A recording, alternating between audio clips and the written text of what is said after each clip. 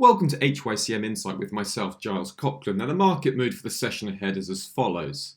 The latest crisis surrounding Evergrande has resulted in some contagious selling of risk assets to start the week, with commodities sliding on the news. Now, one commodity that has been in focus over the last few weeks has been copper.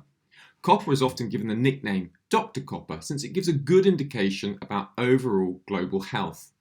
Demand for copper is expected to grow medium term due to electrical vehicle demand. Take a look at below at one of the best times of the year to buy copper from a seasonal perspective.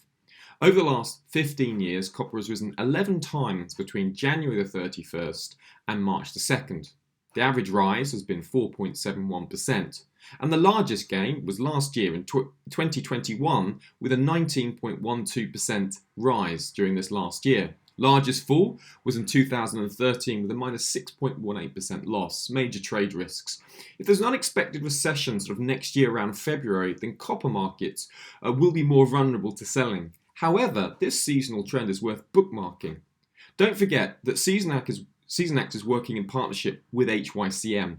Therefore, if you're an HYCM client, you can get access to the Seasonac's product. You can search multiple instruments in the search bar, including commodities, equities, individual stocks, and even currencies, and you can look at their seasonal pattern over the year and find out times of the year when that index, that instrument you're wanting to trade, has times of strength and weakness.